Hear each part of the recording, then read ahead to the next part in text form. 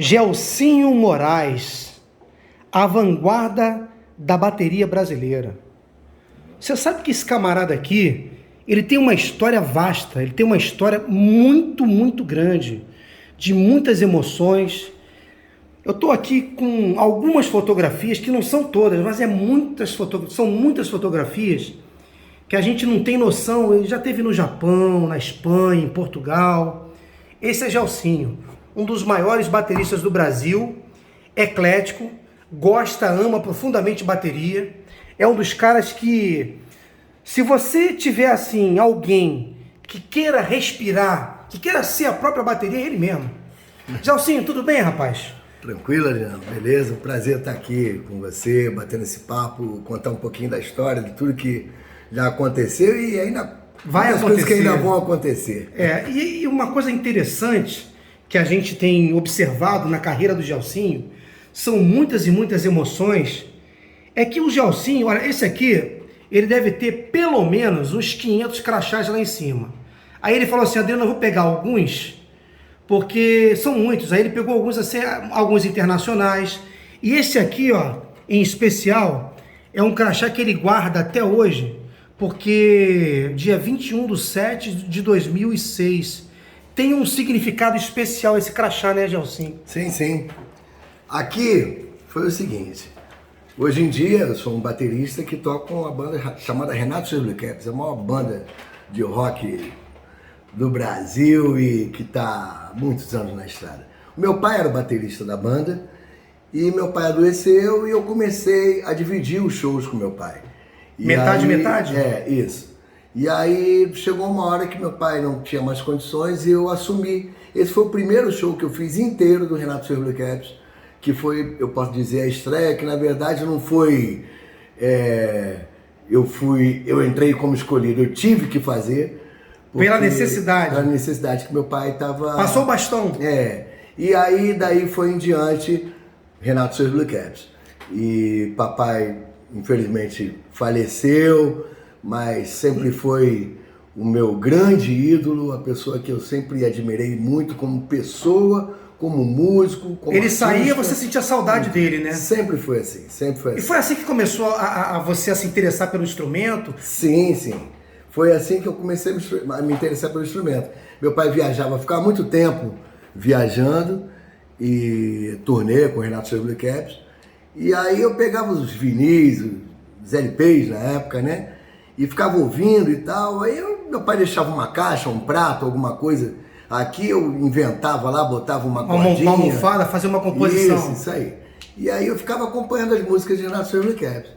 Nisso aí, meu pai chegando de viagem uma vez, falou: pô, meu filho, tá gostando disso mesmo? Eu falei: pai, eu quero tocar bateria. Meu pai nunca me deu aula. Nunca sentava comigo para falar nada comigo, nada. Ele só, eu ficava no quarto tocando, ele aparecia de vez em quando: isso aí tá errado. Pai, mas me explica aqui. Tá errado. É assim, ó, papapá, e bum, saía. Mas aí, Gelsinho teve 2 professores que vocês vão ficar sabendo agora que são megas. Você fala um pouquinho dessa história pra gente. Aí o que acontece? Com isso eu falei: pai, eu preciso tocar bateria, eu quero tocar. Tu quer tocar bateria? Vai tocando. Aí botava música no rádio e tal, ficava acompanhando. Sou daquela época que deixava o rec, o play e um pause. Quando tocava a música na rádio que você queria, que você gostava, solta o pause e gravava no tape dela. Rádio Cidade. É, isso. Aí gravava e eu tinha aquela fita cassete que eu ficava acompanhando as músicas. E aí, nisso de eu ir ouvindo e tocando, acompanhando as músicas de rádio, eu falei com meu pai. Meu pai falou: olha, o cara que eu conheço que é professor, que é um grande batera, é o Pascoal Meirelles. Vou entrar em contato com ele. E ele entrou em contato com o Pascoal Meirelles, grande Pascoal Meirelles. Te ensinou super muita coisa, né? Sim. E aí eu entrei em contato, marcamos a aula, eu morando, que eu moro em Jacarepaguá, morava já em Jacarepaguá nessa época. E aí existia um frescão que passava na Taquara, eu pegava esse frescão. O azulzão. Isso. Demorava 2 horas para chegar lá em Botafogo. Ele ia pela orla da Barra, Recreio, e voltando, né? Era uma vida para chegar. Tinha uns ticketzinhos, né? E aí eu chegava lá, e aí: ô Pascoal, tudo bem? Sentava, ele me mostrava as coisas, stick control, muitos exercícios e tal. Sentava na bateria, mostrava, aí pegava a folha: olha, agora você vai lá, vai xerocar essa folha aqui, semana que vem você volta com essa folha decorada e estudada, e você me pergunta as coisas. E era assim. E aí, assim, eu comecei a aprender divisão de compasso. Você tinha quantos anos? Eu tinha 18 anos. 18 anos. 18 anos, E 17 para 18 anos. E aí você começou a tentar tocar em vários lugares. Você tentou tocar... onde tinha uma brechinha, você queria, né? Sim, sempre foi assim. Eu era muito desprendido desse negócio. Eu acho Pedia que, mesmo? eu pedia mesmo. Eu chegava nos bateristas, porque hoje em dia, né? O baterista toca num barzinho, cara, aquilo ali...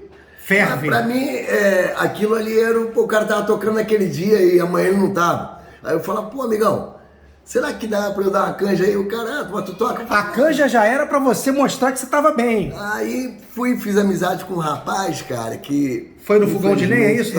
Isso aí, isso aí. Você era conhecido tá lá. Sabendo a história.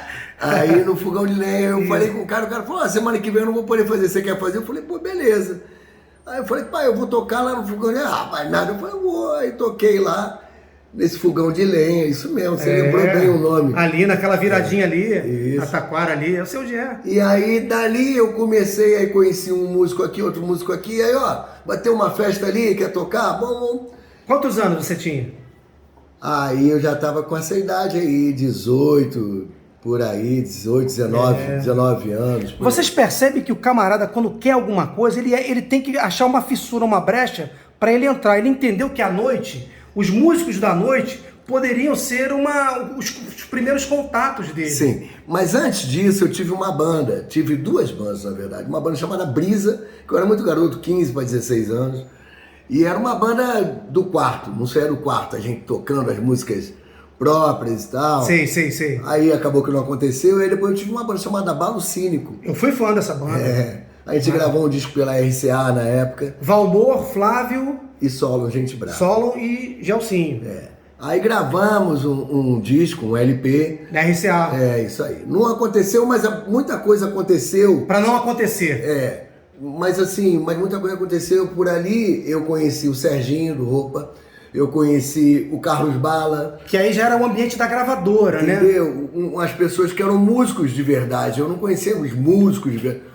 E aí os caras eram muito... E você percebe que a banda dele, o Abalo Cínico, não aconteceu, mas aconteceu o início da carreira dele profissional. Então, para ele, de repente para alguém a banda não foi muito importante, mas para ele foi muito importante. Sim, foi muito importante. Ali você tem orgulho de dizer que você foi, né? Sim, do Abalo Cínico, né? Sim, lógico. O Abalo Cínico foi uma banda muito importante, abriu muitas portas. Meu pai era o produtor, junto com o Marcelo Susequinde, que é um grande produtor do Brasil, assim, J Quest, Paralama Sucesso, tudo ele produziu. Hoje em dia trabalha na Globo, fazendo a produção de várias coisas desses programas todos.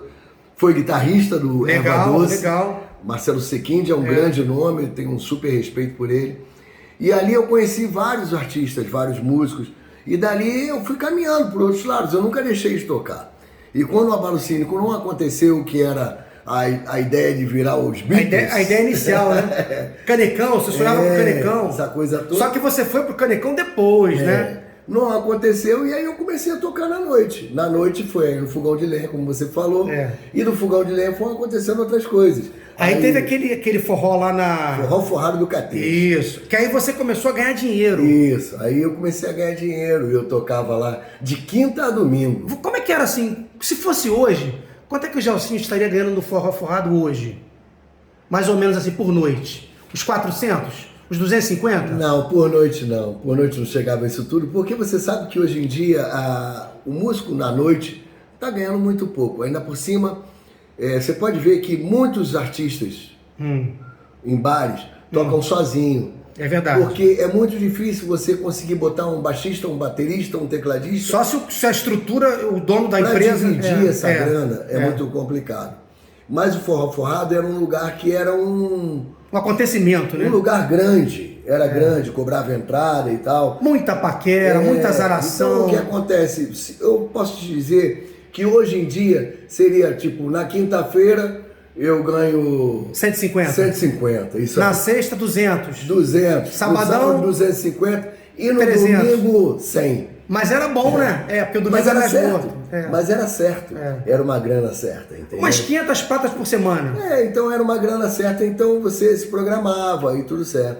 Mas, assim, foi muito bacana que ali eu conheci vários músicos e aí eu despertei muito para estudar bateria. Ah, entendi. Entendeu? E aí eu conheci o Carlos Bala também, foi meio nessa época aí. Gente, o Gelsinho tem uma relação com o Carlos Bala que você não quer saber. Ele praticamente grudou no Carlos Bala e falou, cara, eu vou sugar desse cara aqui no bom sentido, na amizade, tudo que eu puder, porque o cara é o cara. Então, assim, ele ficou assim naquela situação. Pô, é como se você quisesse ser um jogador de futebol e você fizesse amizade com o Zico. Aí, não quero saber como é que ele bate falta. Então o Gelsinho começou a pegar ali com o Carlos Bala tudo que ele podia. E o Carlos Bala, muito generoso, amigo, vocês deviam ter outras coisas em comum também, além da bateria, coisas. E a amizade firmou e você foi nessa, né? Sim. O Bala eu conheci lá na RCA. Eu vi uma bateria, eu tinha uma bateria Sonor também. Eu vi uma bateria Sonor branca chegando. E aí eu perguntei pro Rode, o rapaz que estava montando a bateria, eu falei, de quem é essa bateria? Ele falou, do Carlos Bala. Eu falei, cara, não acredito. Esse cara, tinha um programa na TVE, que era um programa de música instrumental. Sim. Eu havia visto um programa com o Carlos Bala, tocando com o Zé Lourenço. Sei.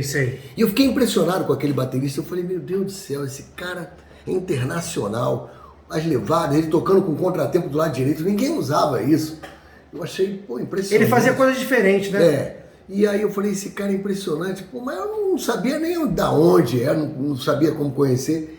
E era um ensaio da Gal Costa. E esse rapaz que era o Rode... O Bala já era o baterista da Gal Costa. Isso. Aí esse rapaz que era o Rode do Bala, chegou e falou pra mim, essa bateria Sonor é do Bala. Eu falei, tu tá de brincadeira, Pô, cara, como eu queria conhecer esse cara, muito difícil, né? Que isso, cara, é super gente boa. Quando ele chegar, eu te dou um toque, aí você fala com ele. Quando ele chegou, eu fui falar com ele.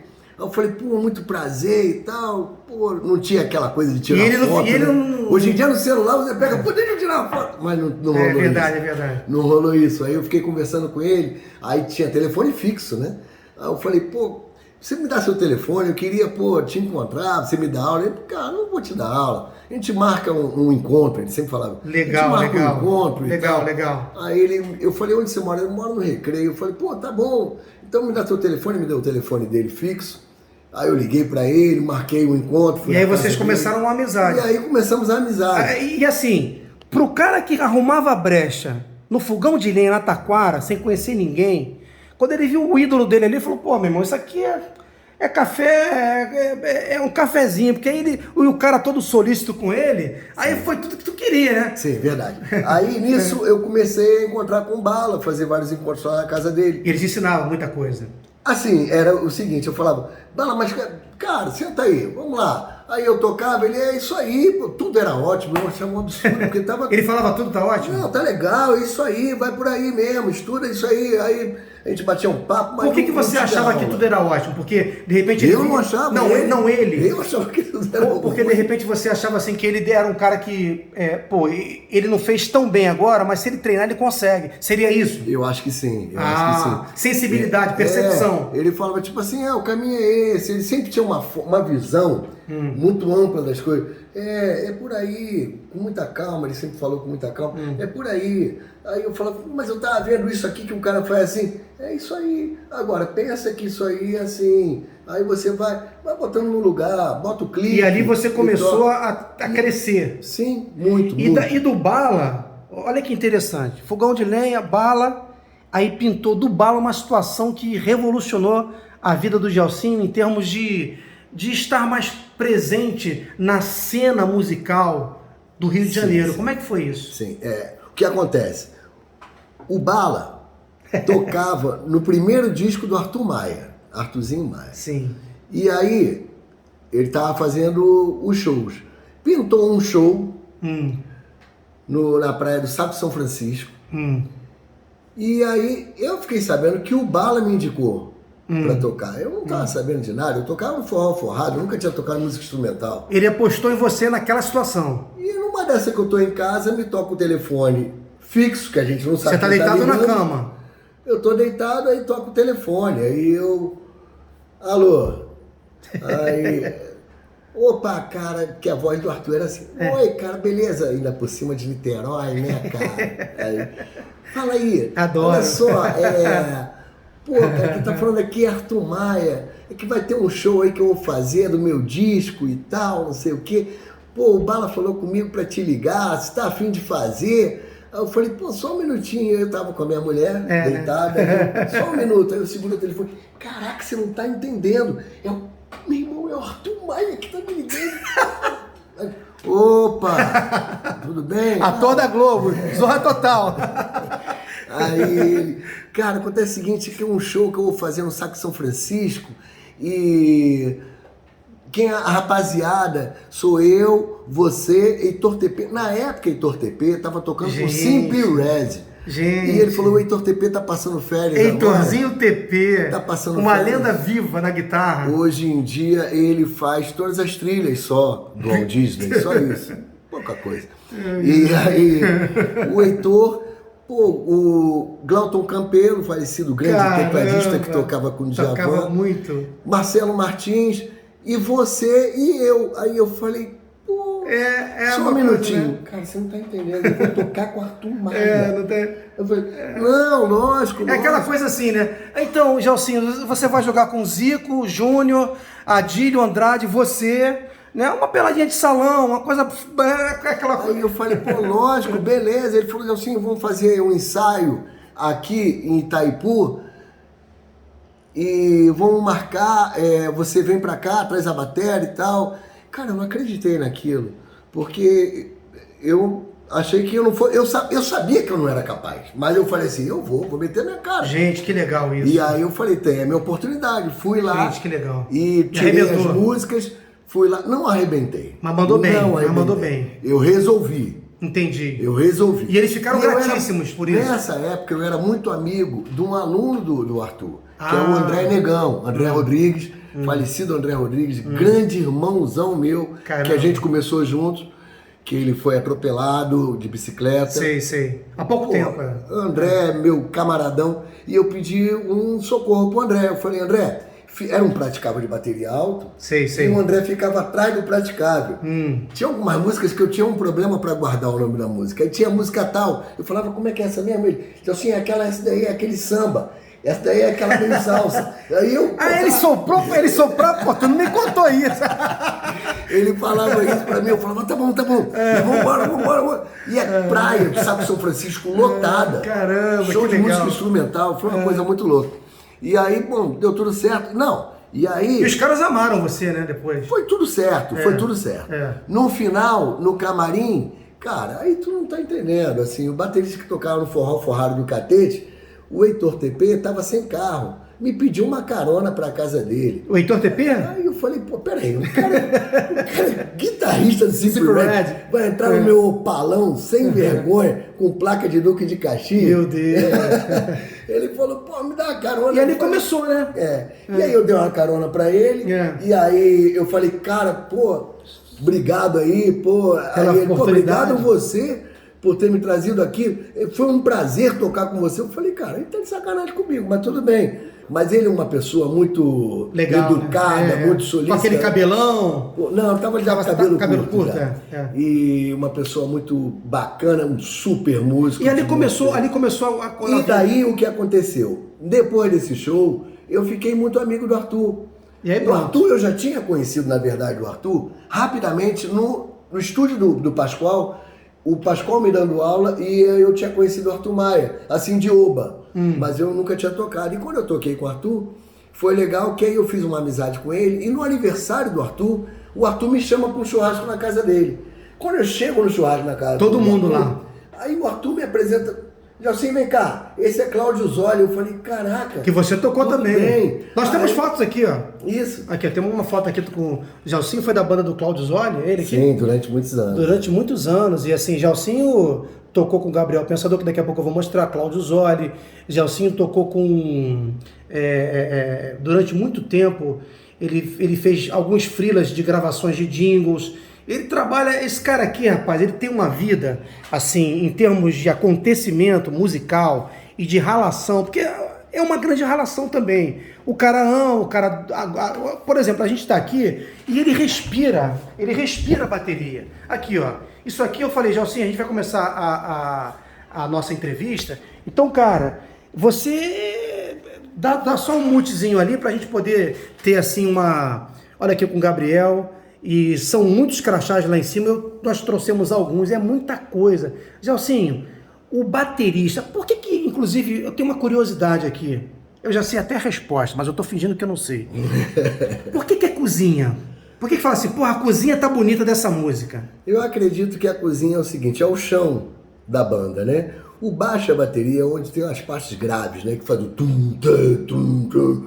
A guitarra tem a base também, mas pra mim é mais cereja, é mais coisinhas, entendeu? Isso, entendi. A voz, se não tiver uma bateria ou um baixo, pra não voz, tem nada, né? Eu acho que o cara sente um pouquinho da falta do chão. Entendi. Então vira cozinha. Eu acho que talvez seja por isso. E outra eu coisa... não posso precisar o motivo. Mas é mais ou menos por aí. Entendeu? E outra coisa, gente, que vocês não sabem, mas quem é de Jacarepaguá e conheceu essa lenda, Gelsinho é uma lenda.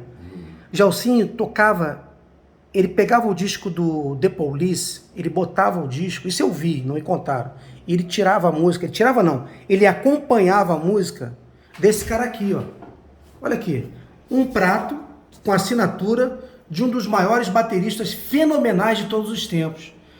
Cara, tudo bem, na época não existia celular para fazer uma selfie, mas como é que foi essa história, cara? Você pegou um prato e você botou a assinatura de quem? De quem é essa assinatura aqui? Stuart Copeland, baterista do The Police. Acontece o seguinte, eu fui com meu pai, ele sabia que eu era muito fã, e assim, ridículo, porque você garoto, né? Tu acha que você só tocava de bermuda, se vestindo igual o cara, vai tocar igual o cara. Eu só tirava foto de short, tocando bateria sempre de short, tipo como ele fazia. Sim. Usava a bateria igual a dele, baixinho. Não botou uma luvazinha, não? De vez em quando, luva não, né? Mas e aí, eu gostava muito dele. Aí, quando acabou o The Police, teve um show, Andy Summers, Stanley Clarke e Stuart Copeland. Cara, Stanley Clarke com aquela guitarra dele nervosa. Baixo, Stanley Clarke é o baixista. Você está falando do Stanley Jordan, que é o guitarra. All the Children, não, e a outra é... Stanley Clarke. Ato falho. Stanley Clarke e Andy Summers. No Canecão. Sim. E aí eu fui a esse show. Eu e meu pai. Meu pai sabia o quanto eu era fã e tal, viu o show. Teu pai foi um paizão, né, cara? Ah, sim, muito. Sempre esteve do meu lado e sempre me deu muita força. Nunca te deu muita bronca, não, né? Não. Conversava muito, né? Uma boa, sempre tranquilo. Tu sempre contou tudo pro teu pai e pra tua mãe, né? Sim. Onde tava, onde não tava. Sempre, com certeza. Legal. E aí nisso, eu fui nesse show. Depois do show, eu falei, pô, pai, eu queria tanto conhecer o Stuart Copeland, não falo nada de inglês, mas meu pai sabia um pouco do inglês. Ele sabia? Ele falava bem? Sim. E aí nós fomos de carro, atrás do ônibus, quando saiu do Canecão. E eles estavam no hotel, aquele hotel da praia, como é o nome? Hotel famoso? O da praia, o Copacabana Palace? Copacabana Palace. Sim, eles estavam ali. Quando o ônibus parou, o Copeland saiu de dentro do ônibus e eu com esse prato. Gente, tu foi rápido, hein? Com esse prato. Tu foi rápido, hein? Aí eu saí correndo, meu pai, please, por favor, não sei o que. Aí e essa caneta aí? Já existia essa caneta? Já tava com a caneta na mão, Caraca, pilou. Aí eu pedi pra ele assinar, o prato já era quebrado. Esse prato é um prato que foi do meu pai. Pra você ter uma ideia. Então tem duas coisas aqui. Tem duas coisas. O prato que foi do papai e a assinatura do grande ídolo, que foi o pai que proporcionou a chegada ao grande ídolo. Uma coisa engraçada é que teve uma época, isso é uma curiosidade para os bateristas. Na época que começou a pintar Dave Weckl, Dennis Chambers e tal, que os contratempos, todo mundo começou a usar contratempo de 12 e 13. Entendi. Isso aqui era um contratempo do meu pai. Sei. Que é de 16. Caramba, cara. É um prato enorme. É muito grande mesmo, para um contratempo, muito grande. Então, assim, é quase um prato, né? Existe um outro desse, mas esse daqui, não, posso estar enganado, acho que é 15. Sei. 15. E meu pai usava esse contratempo. Como ele estava quebrado, eu falei, pai, eu vou levar esse prato aqui para o Stuart Copeland assinar. E nós fomos de carro e eu consegui que assinasse. Então esse foi o primeiro contratempo do meu pai, que era um contratempo de 15 ou 16, eu acho que é 15. Sei. E que meu pai tinha quebrado. Sei. Que estava jogado e eu limpei e pedi pro senhor. Mas ficou muito, ele caprichou também, né? E ele assinou rapidamente, muita gente querendo foto e autógrafo. E eu tenho. E é engraçado que hoje em dia, nós estamos em 2021, tem uma porção de bateristas usando contratempo agora, que se diz chimbal, que o pessoal fala. Voltou de 15 e 16. Existem vários bateristas usando um contratempo muito grande. Mas é uma coisa que durante uma época, que foi essa época, Dennis Chambers, Steve Gadd, Vini Colaiuta, que virou o contratempo normal era o 14. Mas o 12 e 13, que era muito pequenininho, todas as pessoas estavam usando. Legal. E hoje em dia é muito difícil você ver usar o contratempo pequeno. E tá voltando essa onda de usar pratos grandes. Mas é engraçado que eu tenho isso, que é uma relíquia do meu pai, com o autógrafo do Stuart Copeland, que era um batera fenomenal, que eu era muito fã quando eu era garoto. E assim, eu não posso esquecer de falar... Deve ter proposta depois desse vídeo, hein? O pessoal te ligando querendo comprar, hein? Tu sabe que tem uns colecionadores que gostam de desafio, mas não tá à venda, nunca teve à venda, né? Eu não posso deixar de falar que o Stuart Copeland fez parte da minha vida, porque eu tirava tudo que ele fazia na bateria. Eu lembro. Eu era muito fã. E você acrescentava algumas frasezinhas, alguns detalhes nas músicas do Abalo, eu lembro. Sim, no Abalo Cine, que eu usei muita coisa do Copeland. E assim, eu bebi muito na fonte do Serginho, do Roupa Nova. Que é muito bom grande também. Batera, assim, meu amigo hoje em dia. E canta e toca, né? Muito canta e fã toca. desse É cara. difícil, Gelsinho, tocar bateria e cantar ao mesmo tempo com aquele microfonezinho? Ou é uma coisa que não é tão difícil assim como as pessoas possam pensar que seja? Eu acredito que seja difícil pro Serginho, mas não é difícil. Entendi. Pra ele. Assim, é difícil pra ele pelo seguinte, que muitas coisas, eu fiquei sabendo por entrevistas dele, que ele gravava as bateras. Vamos lá, tocando, pum, gravou a batera. Aí agora bota a voz, porque a voz ele não pode gravar tocando a bateria, senão vai... Mas e no show? Aí você vai lá e grava a voz. E agora, canta e toca. E aí? Aí ele fala nas entrevistas, existe um trabalho para eu conseguir, porque eu botei a voz sem tocar a bateria.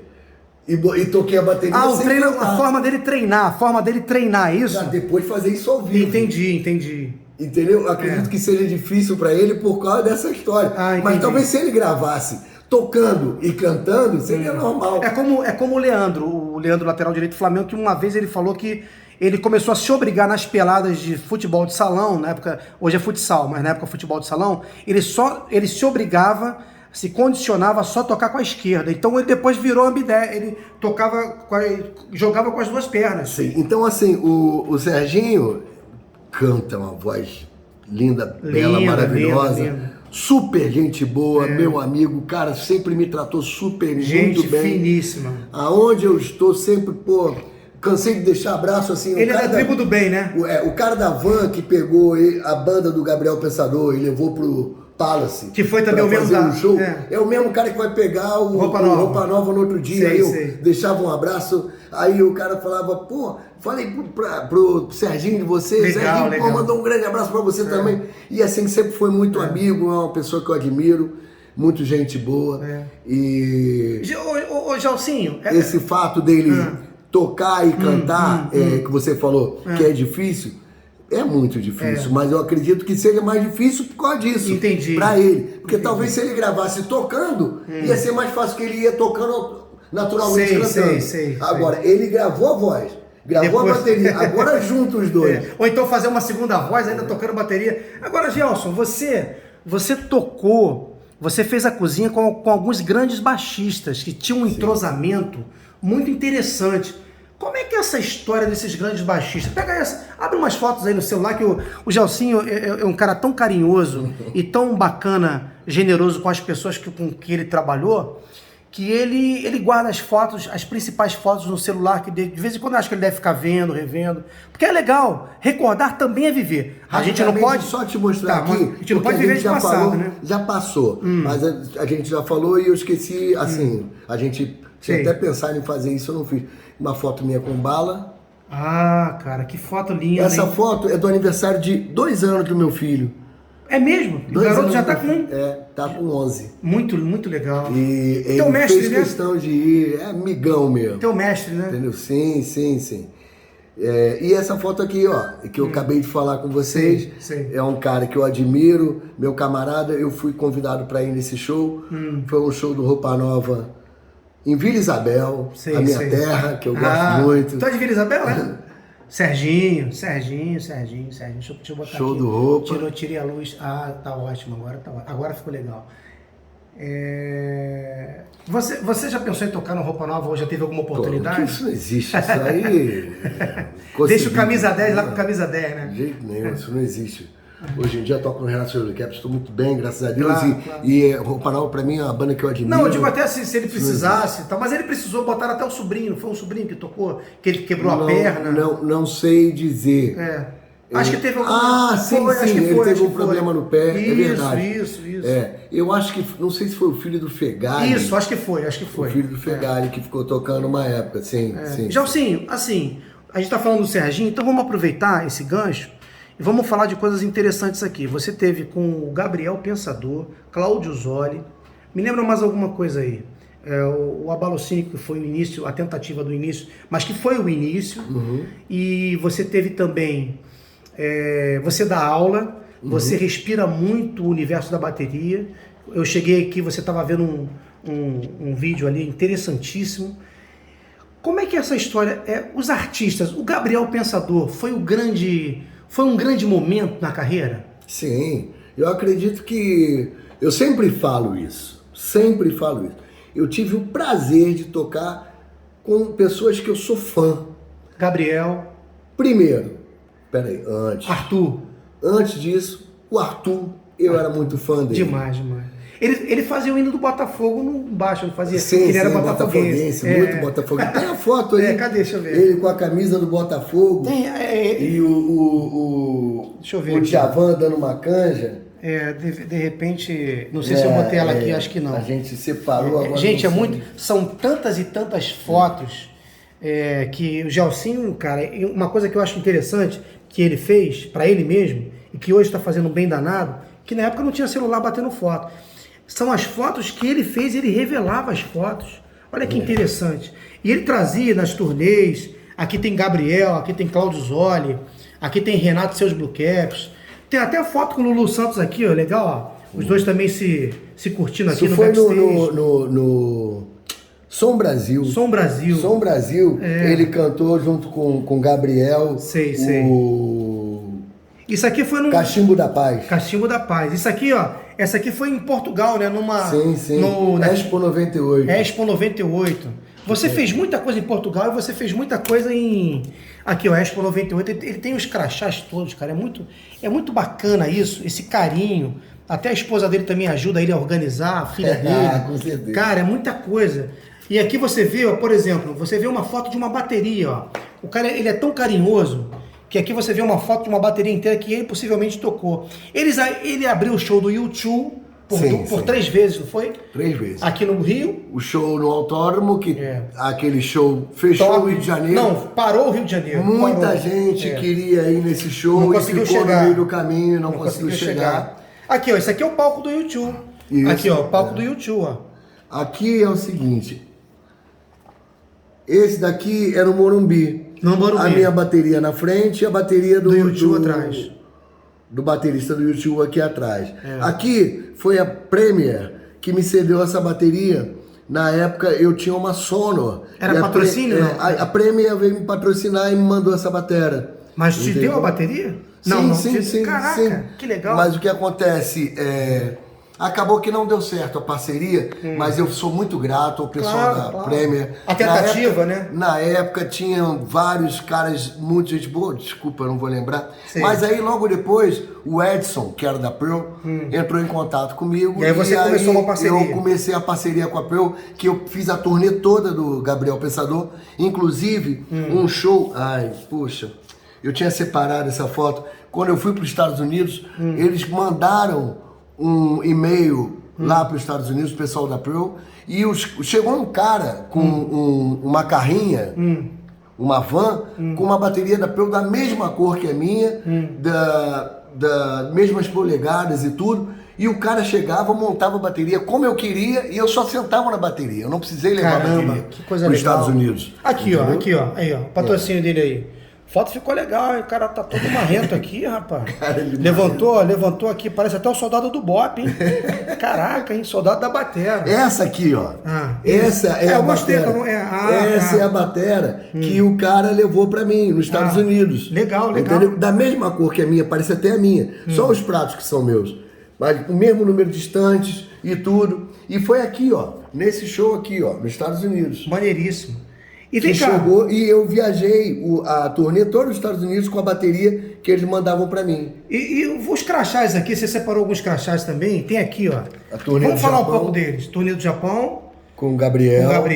Gabriel estourou. O Gabriel foi o último a vender 1 milhão, foi isso? Eu acredito que sim. Porque aí foi quando começou o negócio da pirataria, né? Aí tumultuou um pouco o mercado, né? Mas eu acho que se não tivesse tido pirataria, ele passava de 1 milhão. Muito mais. Esse disco, olha, esse disco foi sucesso tudo. Foi 2, 3, 4, 5, 6, 7, 8. Tá na hora de comer o biscoito. Festa da Música Tupiniquim. Cachimbo da Paz. Caramba. Cara, eram várias. O Cachimbo da Paz foi uma... O Cachimbo da Paz foi libertador. Por quê? Tem a questão da droga, que é uma droga... Muitos consideram como droga, outros não consideram como droga, mas era uma coisa engasgada na juventude que ninguém... E foi um jeito moleque de passar um recado. E isso pegou, isso foi muito polêmico, mas foi muito bacana, não foi, Gelson? Sim. Fala aí, o que você acha? De repente eu tô falando um montão de besteira aqui. Não, acho que sim, foi legal, é uma parceria do Gabriel com o Lulu, isso que é legal, eu tava procurando... Lulu é um cara muito inteligente, né? Muito, sensacional. Ele tem umas sacadas assim Sim, sensacional. Assim, eu tive o prazer de gravar com ele algumas coisas, aquela música... Poxa... Olha como é que é a cabeça do mundo da lua. Você gravou essa música? Eu gravei no ao vivo. Entendi. Mas quem gravou essa bateria, eu não vou inventar. Então, olha só. Quem gravou essa bateria foi o Bodão. Mas, não, no estúdio. No estúdio. Mas no ao vivo foi você. No ao vivo fui eu. E esse ao vivo foi comercializado? Sim. Olha aí, ó. Pra você que falou que o Gelsinho não tocou com o Lulu Santos, você sabe quem é. Né, dona Teodora? Então, você vê que eu não sou tão assim, mas enfim. Foi um beijo pra você. Foi o Playboy 2. Isso. Que tem a gravação do Playboy 2. Entendi. Que foi um DVD. Legal. do Gabriel e o Lulu toca. E eu também toquei com ele, assim... O Lulu fez uma participação no Som Brasil, cantando o Cachimbo da Paz e eu de batera. Ele foi uma pessoa muito bacana comigo. Eu te vi no Programa Livre também, no Serginho Grossman, quando ele era do SBT. Sim. Eu te vi no... Aqui do show do YouTube, né? Que você queria que eu mostrasse. Legal, lindo, hein? Diferente, né? É muita credencial, gente. A esposa dele ainda falava assim... Não, ele falou pra mim assim, Adriano, se não fosse a minha esposa, não tava nada organizado. Tava tudo escondido dentro do armário. Não, e o pior, sabe o que é o pior disso tudo? É que de repente um troço desse, quer dizer, essas coisas tão importantes, tão significativas, pode ir pro lixo. Porque o cara não tem uma esposa legal pra chegar aí. Olha, meu filho, vamos valorizar o que tem que ser valorizado e vamos desvalorizar o que tem que ser desvalorizado. Não é isso, cara? Laura. Eu já mandei um beijo pra mim aqui. Então... Agora, o Gelsinho, é muito interessante a gente ter a oportunidade de viver daquilo que a gente ama, né? Sim, eu Então você agradece isso. o teu pai, né? Por isso, né? Eu sempre falo isso, assim, muita gente fala assim, cara, pô, tem que viajar, tem que fazer o show, tem não sei... Cara, eu vou com tanta satisfação. Com tesão, né? Com vontade, né? É muito cansativo. Às vezes você pega... O aeroporto do Rio de Janeiro já é longe, né? Eu conheço. Faço ponte aérea direto. Quer dizer, vamos lá pra Ilha do Governador. Aí pega o avião. Saltou em tal lugar. Aí tem uma van. São, sei lá, não sei quantos quilômetros até a cidade que você vai fazer o show. Chegou na cidade que você vai fazer o show, aí de repente já não dá mais pra você almoçar. Mas você tem que passar o som. Aí tu vai pra passagem de som. Acabou a passagem de som, tu volta. É tudo rapidinho, vai tomar um banho, vai fazer a barba, vai... Toma um banho, não sei o quê, janta, já dá uma descansada, já tá na hora de ir pro show. E daqui a pouco tu tá no palco. Aí quando você tá no palco fazendo show, o show acabou, sei lá, 2h30 da manhã e tem um tempo no camarim. Para receber os... Mas isso tudo é muita satisfação para mim. Por mais cansado que eu esteja, a satisfação de receber todos os fãs e falar com todo mundo, conversar e tirar foto, para mim isso é maravilhoso. Sim. Depois disso tudo, aí você... Agora eu vou pro hotel, vou dar uma descansada. Ó, 5h30 da manhã aqui embaixo para sair na van, pra gente chegar no aeroporto. 7h30 o voo. 7h30, porque o voo é às 9 horas da manhã, tem que chegar com antecedência. Porque no meio da estrada pode acontecer alguma coisa, né? Então aí, pô, isso o produtor agulhando, vamos, né? E aí assim vai. E aí daqui a pouco, quando você tá em Salvador, e no outro dia você tá no Piauí, entendeu? E daqui a pouco tá no Rio Grande do Sul. E assim, sempre. E depois em Manaus. Mas aí a satisfação, vai tudo isso aí, esse cansaço, tudo isso vai aí embora. Vai embora quando você começa a tocar e ver os aplausos e as pessoas te adorando, gostando. Posso te fazer uma pergunta que eu acho que não é uma pergunta inteligente, é uma pergunta muito de sentimento. Qual é o sentimento daquele garoto que estava ali no fogão de lenha, pedindo para tocar no fogão de lenha da Taquara? Quem sabe, quem mora em Jacarepaguá sabe o que eu tô falando. Conheceu. E de estar de repente no Morumbi, abrindo o show do U2, com não sei quantas mil pessoas na frente.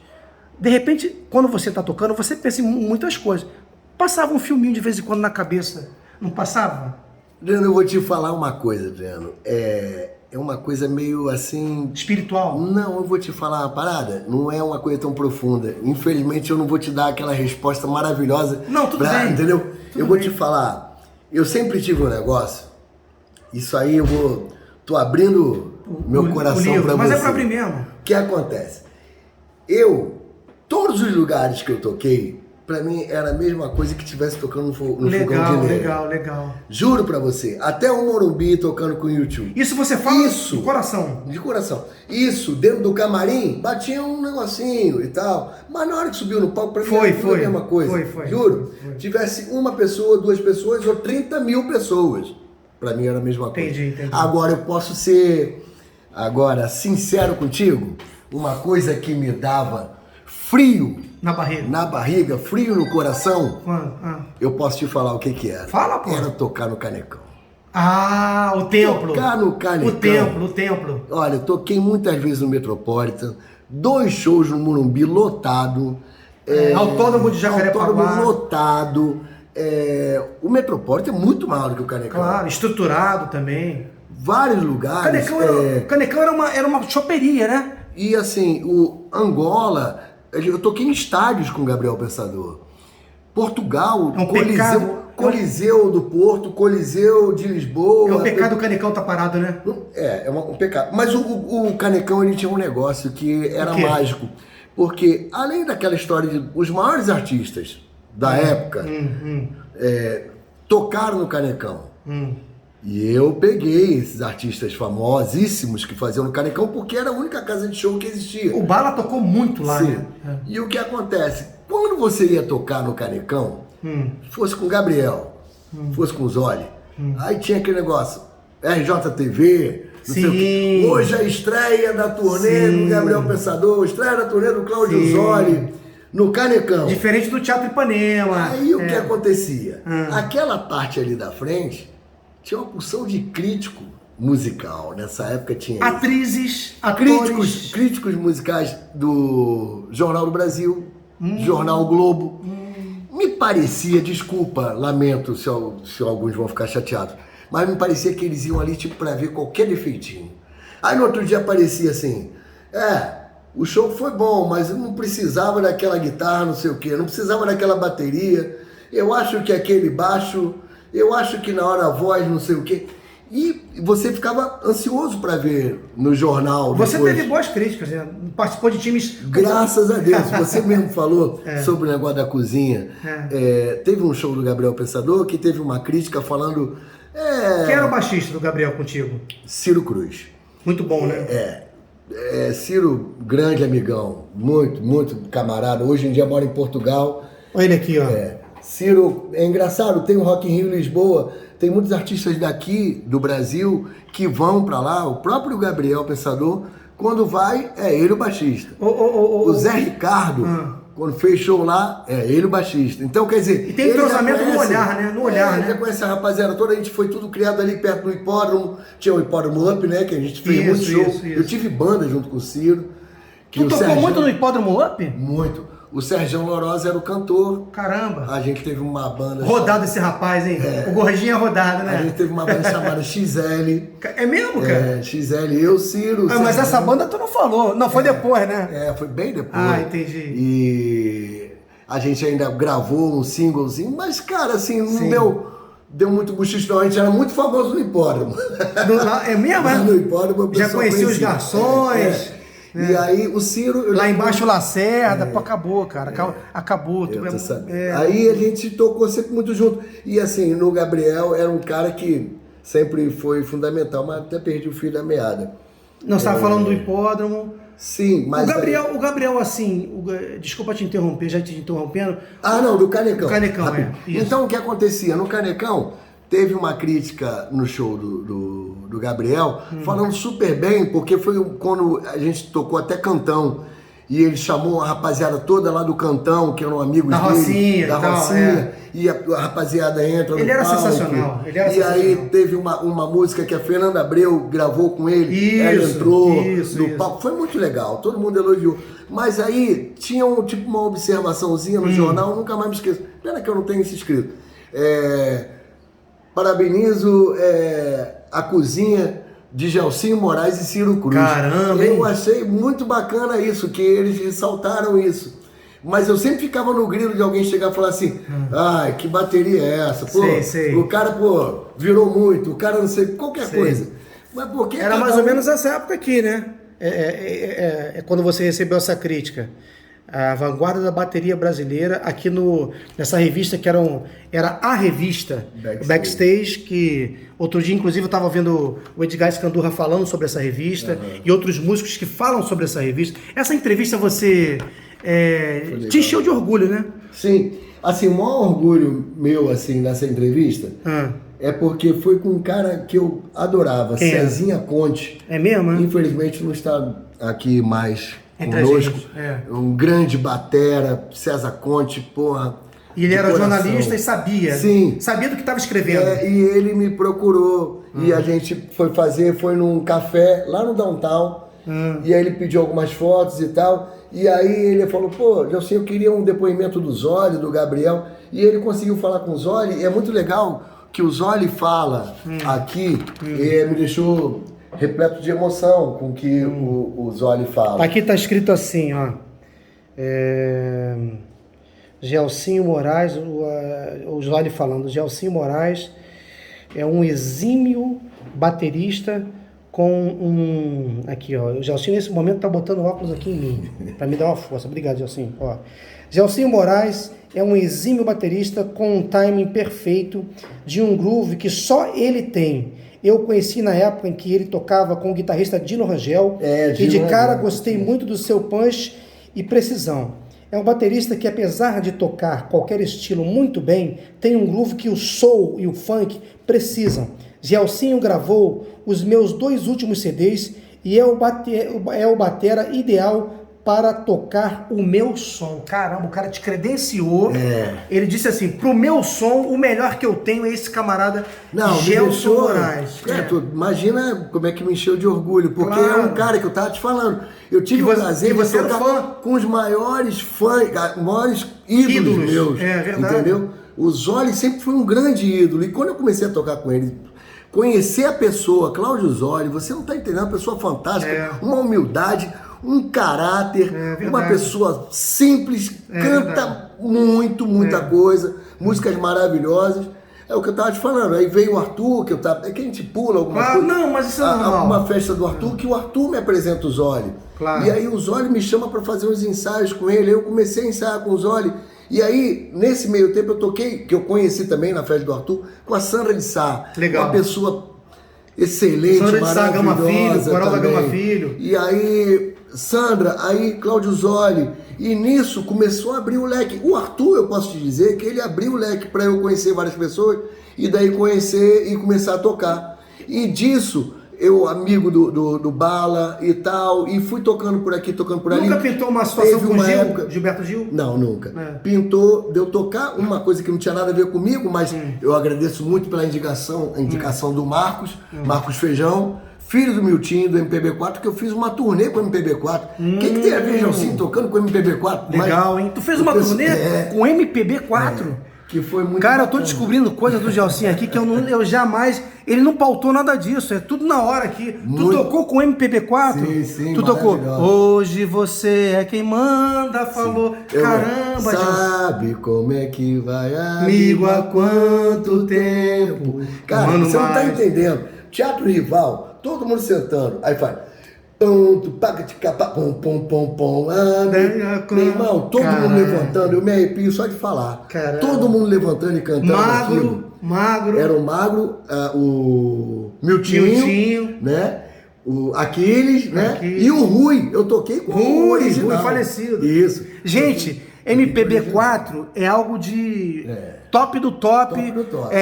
Back vocals para Chico Buarque. Milton Nascimento, meu irmão, isso é música popular brasileira de verdade. Os caras, olha. Total. E tu tocou com esses caras, Gelsinho? Cara, você não tá Cara, por isso que tem aqui, ó, nessa revista, e esse baterista maravilhoso, cria do pai dele, o pai dele passou o bastão pra ele. Agora você vê, se um pai não tem a sabedoria de entender que o seu filho tem a vocação, mas que a vocação tem que ser trabalhada, e ele não tem a psicologia para entender e ir levando aos pouquinhos, ele pode matar um talento. Eu tive muita força do meu pai, isso eu não posso negar. Minha família toda. Eu acho que isso vem tudo porque eu venho de uma família de músicos. Tem muita gente que sofre com isso porque não vem de família de músico. Aí existe uma certa... Preconceito. Músico tem cara de bandido, ou queiro brasileiro tem cara... Tem essa coisa. Mas como meu pai já vivia isso, ele sabia, e ele também... Eu tenho certeza, se meu pai não sentisse que eu tinha... Talento ele falaria. Ele ia falar, como eu com meu filho. Eu acho que meu filho joga bola bem.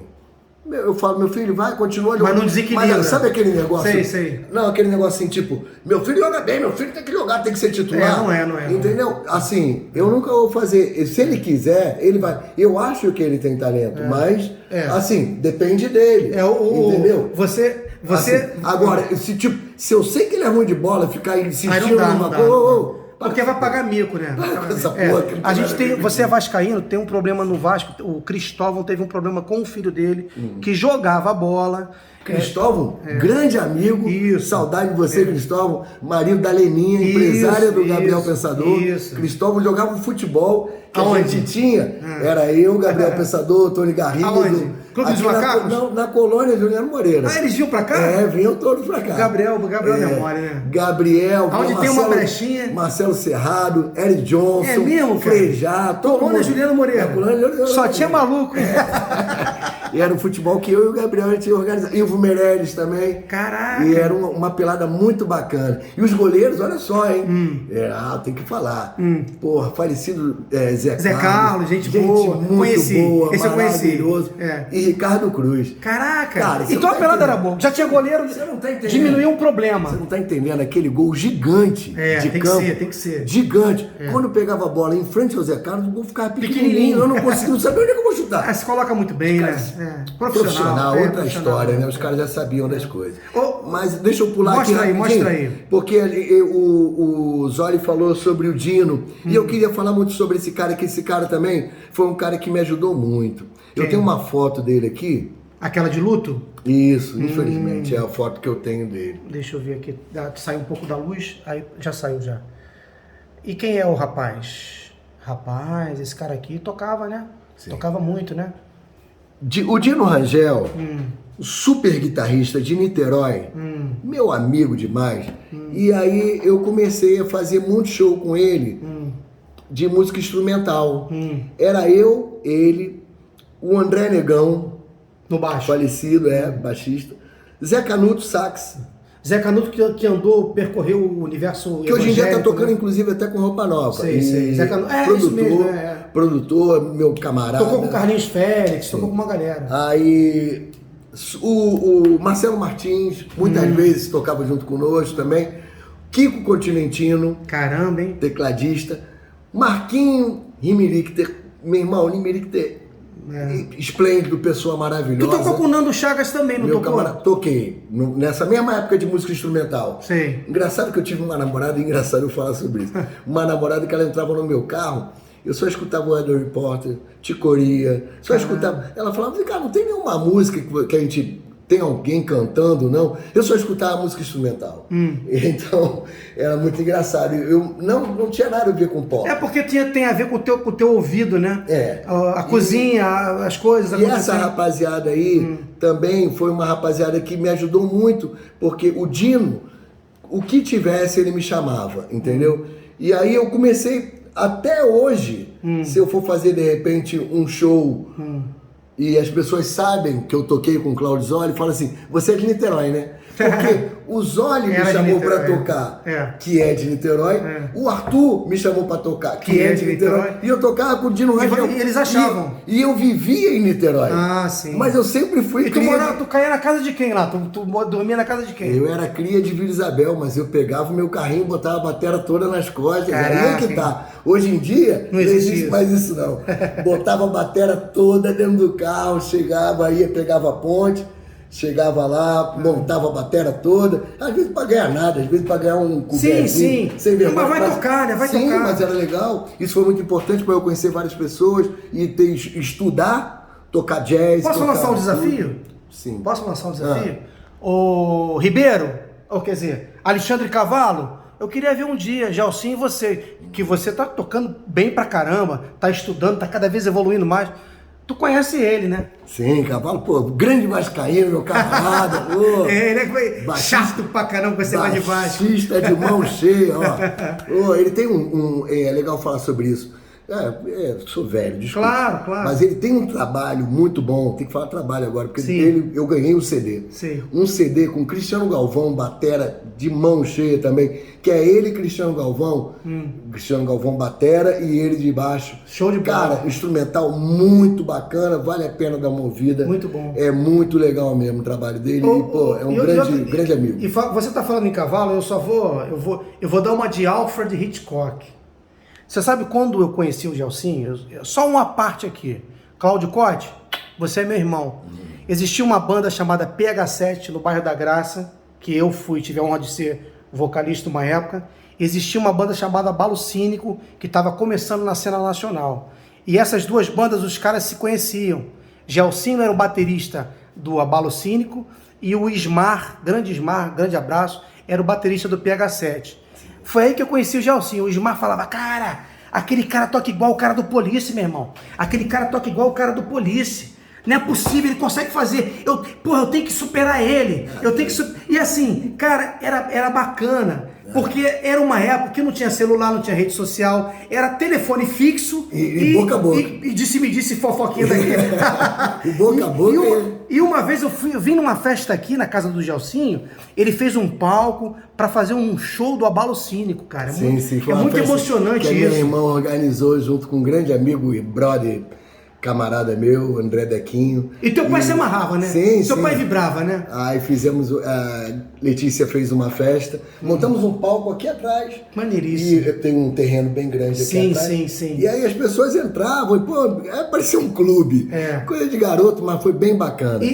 Mas o legal, isso que você tá falando, como é que as coisas corriam, né? O boca a boca. Boca a boca. Cara, até hoje, olha... Eu vou em alguns lugares aqui pela área, que as pessoas... Cara, você não era baterista do Abalo Cínico? Pô, cara, como a gente gostava, porque tinha festinha de tal... E você tem maior orgulho disso, né? Você tem maior orgulho. Sim, muito orgulho. Festinha do fulano de tal no bairro da Graça, festinha do fulano de tal no Vale do Sol, que vocês tocaram. Isso. Ou era o Flávio, era o Valmor, todo mundo aqui da área. Isso. Tinha muita gente que gostava. Então, assim, tem gente que tem o LP até hoje.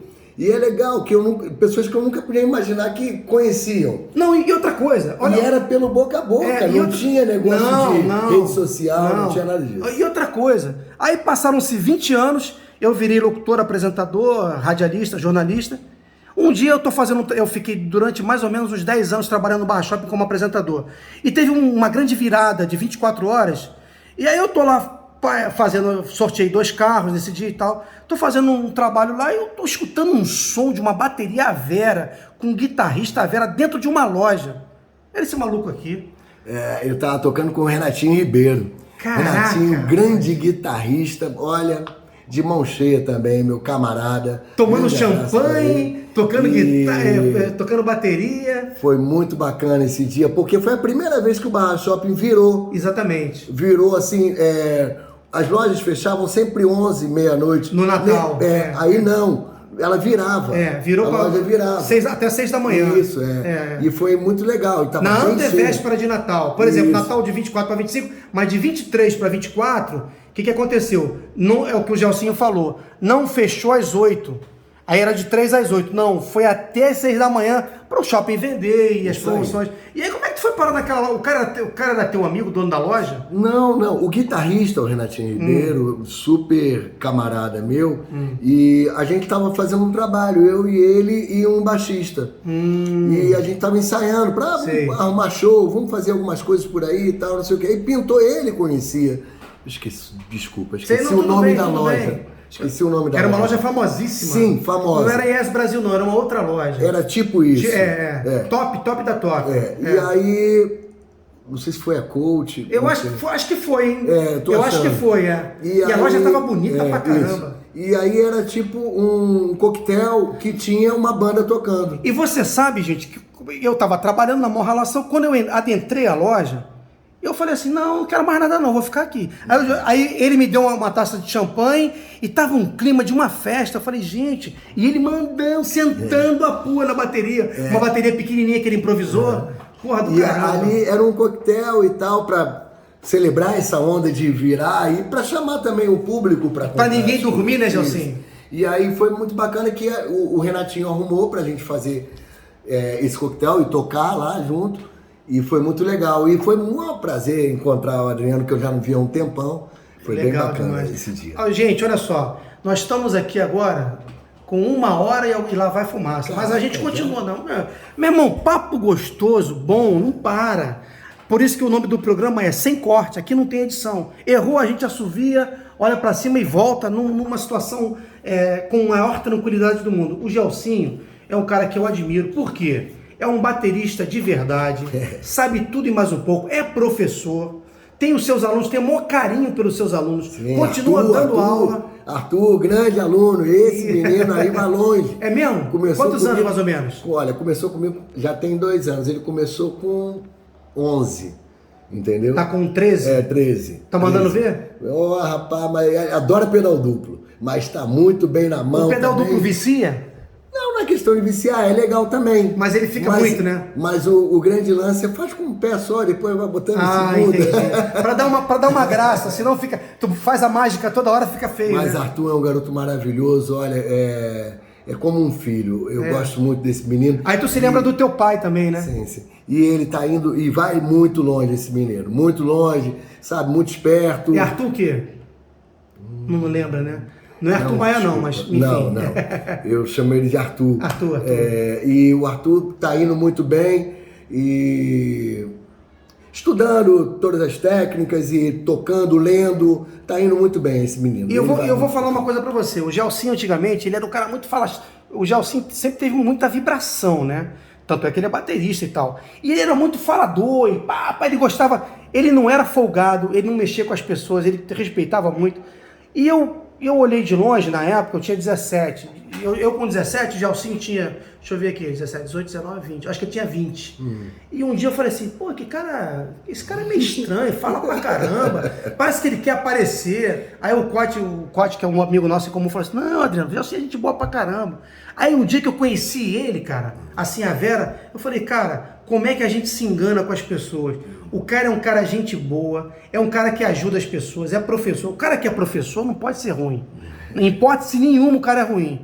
Não porque ganha dinheiro com isso, mas principalmente porque ele quer passar tudo aquilo que ele aprendeu com o pai dele, que ele aprendeu no fogão de lenha, que ele aprendeu abrindo o show do YouTube, que ele aprendeu na turnê em São Paulo e em Nova York, que ele viajou para Portugal.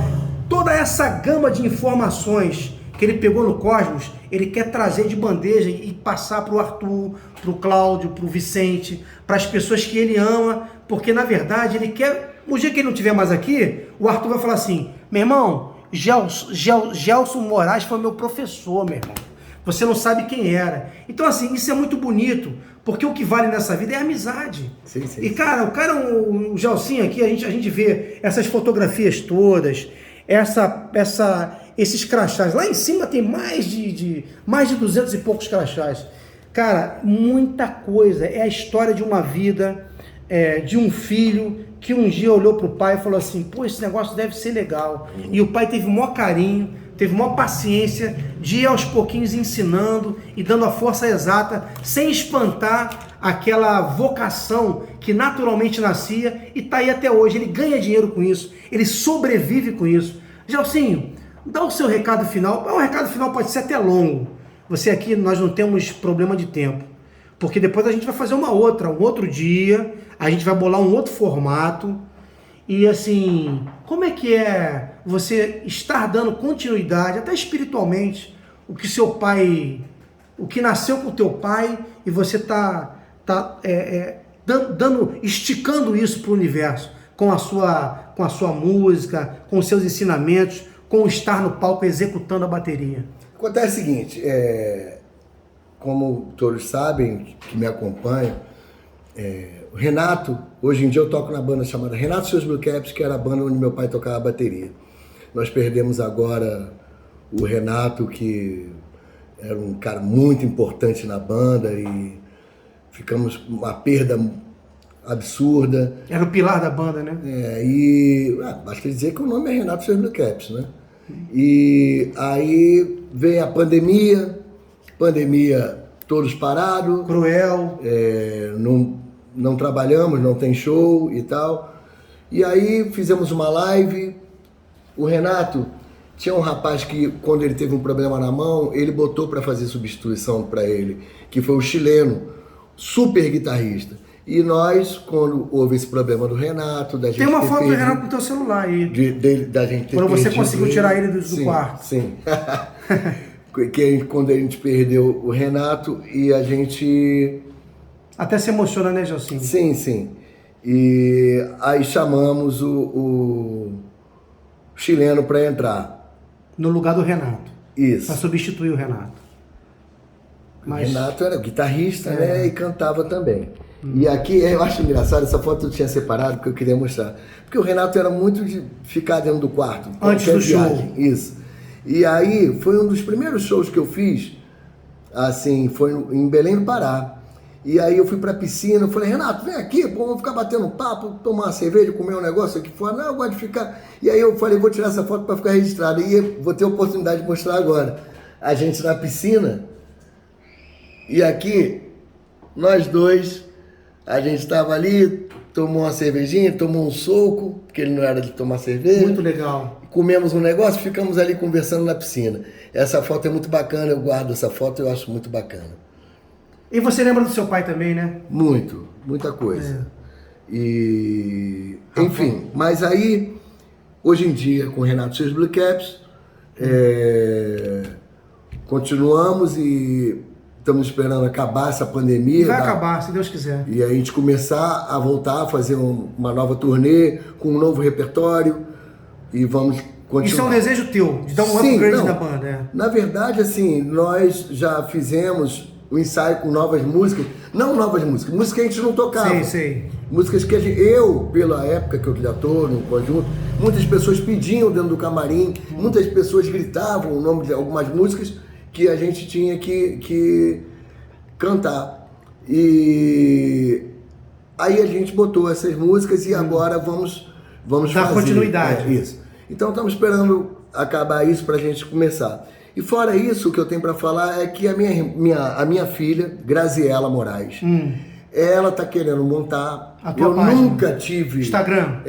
Nunca tive Ou isso. Instagram? Ela quer fazer um canal. Ah, legal. E aí tem um projeto que é eu fazer uma live e uma outra live que isso veio da ideia do Otávio, baterista dos Fevers, da gente fazer juntos uma live num estúdio, nós dois, conversando, respondendo perguntas e tal, e nós dois tocando. Vai ser ótimo. Isso são as coisas, os projetos que estão por vir. Mas também vai ter convite daqui a pouco pinta convite de outros artistas, né, Gelsinho? Sim, mas você é muito requisitado também. Mas artista, não sei como, porque ninguém está trabalhando. Sim. Entendeu? Então, assim... Mas vai mudar, vai pensar, vai rolar. Sim, mas o que vem por aí, que tem para rolar, é isso. É isso aí. Voltar Renato Seus Blue Caps trabalhando, continuar o legado do Renato. Isso.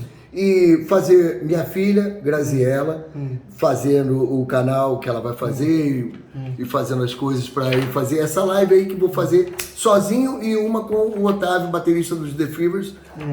Baterista do The Fevers. e vai ser muito bacana. E vamos, quem puder me acompanhar, aí Gelsinho Moraes. Sim. No Facebook e no Instagram é Gelson_Moraes_JR. Ou seja, quem quiser receber aula também e tal, procura ali. Agora sim, eu quis muito entrevistar o Gelsinho, porque ele sempre foi essa pessoa maravilhosa. Tem muita coisa que a gente não falou, mas muita coisa, porque ele é muito... Esse cara é internacional. O problema é o seguinte, é que a gente fala demais, eu falo demais, Gelsinho fala demais, ele aqui em Portugal, ó. Que coisa linda, que lugar lindo. O lugar mais bonito que eu já fui na minha vida. Pois é. Isso aí é Funchal. A Ilha da Madeira. Show de bola. Aqui onde tem essa cachoeirinha, passa um carro só. Eu sei, pode cair lá de cima. Meu irmão, você não tá entendendo. E assim, o Gelsinho é um cara que ele vai ter muita vida longa, se Deus quiser. Ele vai ainda tocar muito. Ele ainda vai ter convite de grandes artistas, até de repente vai se surpreender, porque a vida é assim, Papai do Céu faz surpresas a quem é do bem. E esse cara é da tribo do bem. Então, assim, estamos terminando por aqui. Por enquanto é só, pessoal. Tá? Não é desenho animado da Warner Bros. Não, mas por enquanto é só. E a gente está terminando com o Zoli. E são muitas. O Gabriel, o Zoli, algumas participações com o Lulu, muita coisa boa. Pô, cara, eu não sabia que o Gelsinho foi MPB4 Futebol Clube, meu irmão. Isso é uma coisa de... Pô, o cara é patrimônio. Ele não bebeu só na fonte, com o vinil botando pra tocar junto. Ele tocou no palco junto com o MPB4. Isso é credencial pra muita coisa. Gelsinho, tuas considerações finais. E tá acabando a bateria, mas enfim... Mas aí eu deixo com você. Eu ia terminar aqui com a... Eu já mostrei demais essa backstage, mas eu vou fazer, sabe? Eu vou fazer as considerações finais do Gelsinho aqui. Com o Arthur. O Arthurzinho, ele quer que termine com o Arthur, que foi o grande, involuntariamente, foi o grande incentivador da carreira de Gelson Moraes. Você quer deixar algum recado até para ele, no plano que ele estiver? Mas eu já deixei, é o que eu te falei, é o que tem por vir. E quem quiser perguntar qualquer coisa e entrar em contato, procurar no Instagram e me procurar no Face. Qualquer coisa me perguntar, eu vou falar e vamos conversar. Maravilha. E continuo dando aula aí. Quem quiser se inscrever aí, pode ter aula online, pode ser presencial. Apesar da pandemia, eu tenho meu estúdiozinho. Maravilha. Tem a estrutura para isso? Sim, tem estrutura e dá pra gente fazer alguma coisa. Maravilha. Gente... Okay? Esse foi Gelsinho Moraes. Obrigado. Desculpa alguma coisa que eu falo demais, mas eu tive o prazer de estar aqui com o Gelsinho Moraes, essa fera brabíssima da bateria. Se tem um baterista hoje vivo, com saúde e que sabe tudo e mais um pouco, chama-se Gelsinho Moraes. Toca Renato Seus Blue Caps, toca The Police, toca o que tocar na vitrola. Ele acompanha e acompanha maravilhosamente bem. Gelsinho, um grande beijo, muita saúde. A pandemia vai passar e a gente vai te ver no palco muitas e muitas vezes. Obrigado, querido. Obrigado, Adriano. Valeu pela lembrança aí. Foi muito legal revê-lo. E sucesso pro canal também. Sucesso para você sempre. Muita prosperidade. E vamos junto, vamos passar logo essa pandemia pra gente continuar a carreira. Eu tô doido para ver vocês, o público, abraçando todo mundo e cantando as músicas e curtindo lá Renato Seus Blue Caps, que agora eu tô tocando, e curtir as baterias e cantar todo mundo junto. Valeu, Gelsinho. Beijo. Tchau, tchau.